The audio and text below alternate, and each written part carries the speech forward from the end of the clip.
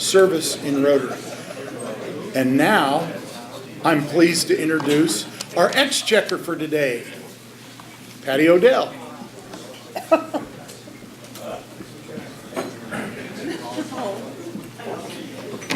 Okay, so I'm going to start off this Exchequer business by finding Chris Scholes lots of money for asking for volunteers to do this. And then I'm going to find myself lots of money for agreeing to do it, because I'm not an Exchequer, so I'm up here on new ground. And then I'm going to find Danny Morona for coming today, because the only thing that makes it more difficult to be an Exchequer that's never been an Exchequer is to have Danny, who can make the song part hilarious, sitting in the audience. So Danny owes me some. So as many of you know, this is actually my last meeting, so that's kind of funny too. If I shame myself too terribly, I won't be back. I'm moving to Georgia, and I'm moving to Georgia. I knew that that was going to be where I would end up, because that's where my children and grandchildren are. I'm a couple of years ahead of myself. I thought I would be able to be here for a few more years, but my dad needs me, so off I go. So as I thought about what to talk about today, I thought maybe I would talk about some things that seem funny now that didn't seem so funny to me 35 years ago when I moved to Idaho. And I'm going to try to be a funny Exchequer without crying, and that's really hard too. Friday's my last day at work. I leave on the 12th. I consider myself an Idaho girl. I don't advertise widely that I came from California, but I did. So, when I moved from California, I had lived the life of a doctor's daughter in the Bay Area, and I was a rebellious kid, and I married a cowboy. And we moved to Fairfield, Idaho. And we moved to Fairfield, Idaho in January. And I had never been to Idaho. And so the first thing I had to do as I tried to make my adjustments to my new surroundings, I found the first thing was to get used to the housing. So my dad drove me from California. My husband drove the pickup and horse trailer with our belongings stuffed inside, our lawn furniture that we used as house furniture and that sort of thing. And I was in the car behind with my dad. And we went through Gooding, and I thought, well, this is okay. There was a grocery store. There was a Safeway, and I recognized that name, and I thought, okay. And, you know, there are some buildings that look modern. But we wound our way over Johnson Hill, and a fog set in. And that was back in the day, 35 years ago, where we really did get a lot of snow. So we came over the top of Johnson Hill, and there wasn't the beautiful valley to see because it was just white. There was fog and about 4 inches of snow on the flat. And I thought, where are we going? And we went and we went and we went through Fairfield, the town. And, you know, there's the granaries. And at that time there was the market basket, and I just thought, uh-oh. And I could tell my dad was really thinking, what have I allowed her to do? So we lived on my husband had taken a job as a ranch hand, so our home was a ranch hand house, and those of you who are Idahoans know what ranch hand house looks like. It looks like a shack, and it really did look like a shack. And when we pulled up to it, my dad said, I certainly hope this isn't your house.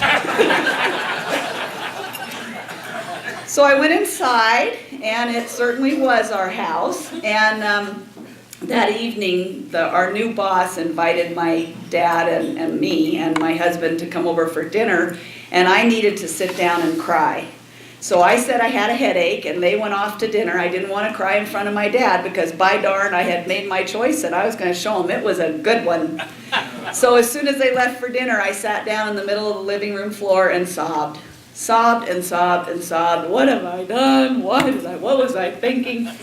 I went to bed that night, and I woke up the next morning, and I thought, okay, you know, here you are. Now you just make the best of it. So Dad left. And I thought, I'm going to walk around and check out the place. And there was a little trail through the 4-inch snow on the flat to the barn. So I went out to the barn and looked around, and it was dusty and kind of musty, but inside the barn, not that this is typical of Idaho, but this is the truth, there was a dead cat that someone had tied up, and it had its arms tied up here, and it had this grimace on its face like, and I thought, where am I? And I had to go back to the house and cry some more.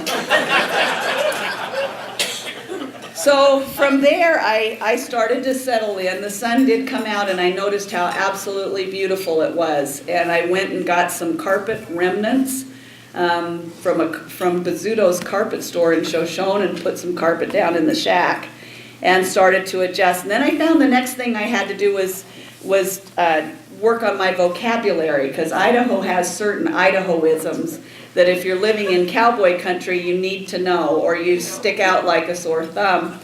So the first one is you skip helper verbs. You know, and I was also, I just grew up where we had helper verbs, like to be. And at least in Fairfield, and I've heard it here too, we drop the to be's. You say, the lawn needs mowed. The house needs painted, the fence needs fixed, the garden needs weeded. There, you know, where I grew up, it was the lawn needs to be mowed. But nope. So I quickly started dropping those helper verbs and settling in. And then the next thing I need to learn about was the word upta, U-P-T-A, upta. And if you ask someone, like if I were to say to someone, ask where their son or daughter was going to college, where's your son or daughter going to college? Oh, she's up to Moscow. Upta, U-P-T-A. Then I learned that when you refer to cows, and we were operating about 2,000 of them, it's not the cows or those cows, it's them cows. And it's usually them cows with an expletive before you say cows. It's usually a two-word expletive. So if somebody's out looking for cows that have escaped, which I found they do often, and I was terrified of cows, absolutely terrified. When I had to go out in the pasture, walk through the pasture for some reason, I'd carry a shovel and I'd try to go. I was sure they were all ready to attack. But if you're out looking for escaped cows and you ask somebody, heck, you know, our cows got out, have you seen them? Oh yeah, I seen them yesterday, S-E-E-N, I seen them yesterday. So I learned that one. I also learned you don't have to use the articles. You don't have to use the or if you don't want to.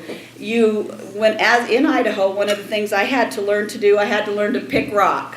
You don't pick the rock. You pick rock, you fix fence, you pull calves, you preg cows. There's no the in any of those, so I learned that. Trucks are known as rigs, at least they were in Fairfield. I don't hear that as much down here, but trucks were rigs, and every dog knows just what to do when the cowboy says, "Get in the rig."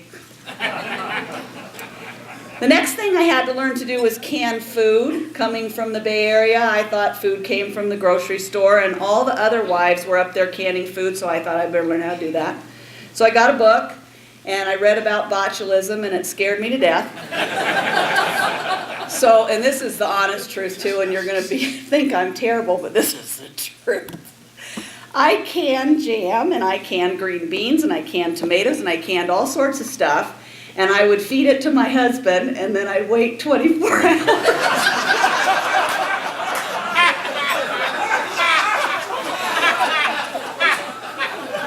And if he was still alive, I'd feed it to the children. Oh, that's the honest truth.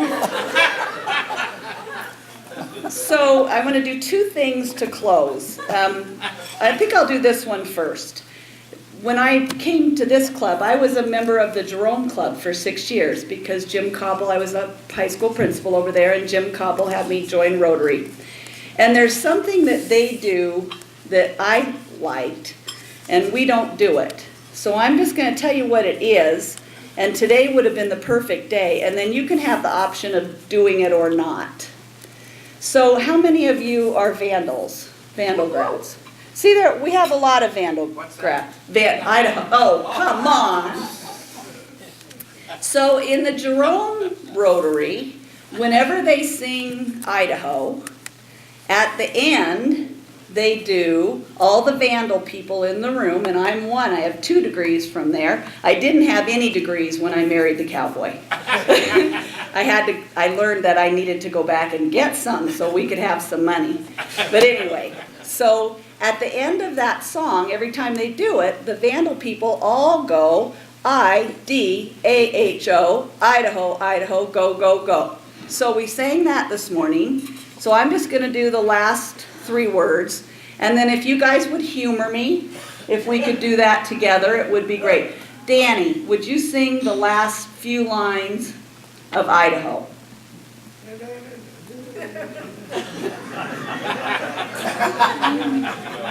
Yeah, it has to get to the end. Singing of Idaho. I-D-A-H-O, Idaho, Idaho, go, go, go. Yay! So, I'll close. And I'm really amazed I made this without crying. I'm not gonna. I have loved my life in Idaho.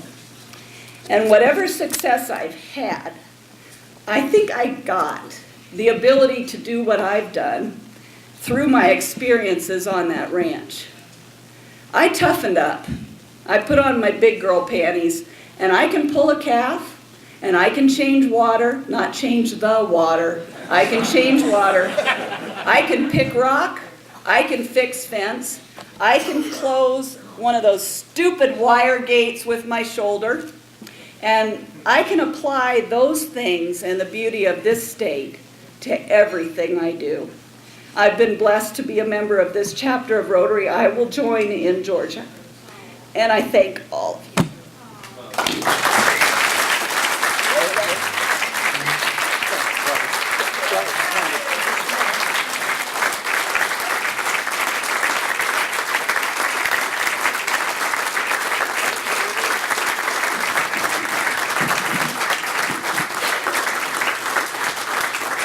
You know, a few years ago, I had the opportunity to go to a meeting in Minnesota, and in the evening, we went to a play that was called How to Speak Minnesotan. And I don't know, they put out videos on this, and it's really quite entertaining if you ever have the opportunity to do that. But I got to tell you what, it didn't hold a candle to what you just heard. And I really think that Patti ought to write a book called How to Be an Idahoan. And I think it would be a real top seller.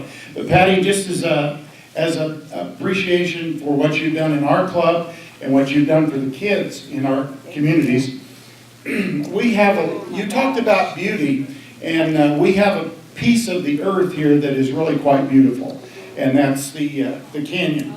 And we have a picture for you to take with you to remember Idaho. Thank you so much. You're welcome.